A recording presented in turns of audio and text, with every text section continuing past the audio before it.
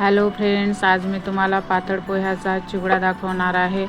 मी साहित्य काय काय घेतलं ते सांगते। कांदा, कढीपत्ता, मिरची, शेंगदाणे, डाळ ह्या पातळ पोहे घेतले आणि पातळ पोहे मी भाजून घेतले छान कुरकुरीत होण्यासाठी। त्यानंतर मी मक्याचे पोहे तळून घेतले, कारण चिवड्यामध्ये टाकल्यानंतर खूप छान चिवडा होतो आणि टेस्टीला पण खूप छान लागते। त्यानंतर मी शेंगदाणे पण तळून घेतले, डाळ्या पण तळून घेतल्या, कारण तळल्यामुळे चिवड्याला टेस्ट अलगच येते।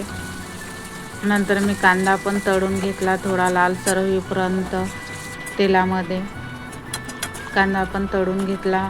त्यानंतर मी कढीपत्ता पण तळून घेतला। कढीपत्त्याने पण चिवड्याला खूप टेस्ट छान येते।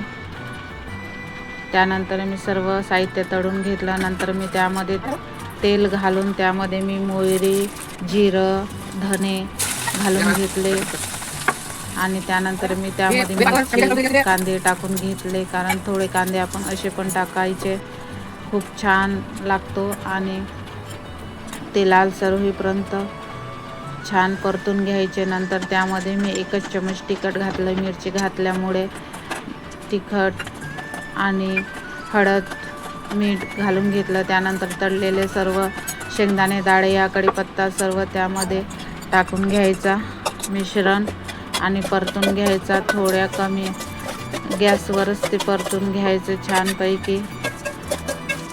नंतर मी त्यामध्ये कढीपत्ता आणि तळलेला कांदा पण घालून घेतला। खूप छान टेस्टी चिवडा झाला होता आणि मक्याचे पोहे पण घालून घेतले। त्यानंतर मुरमुरे पण घालून घेतले।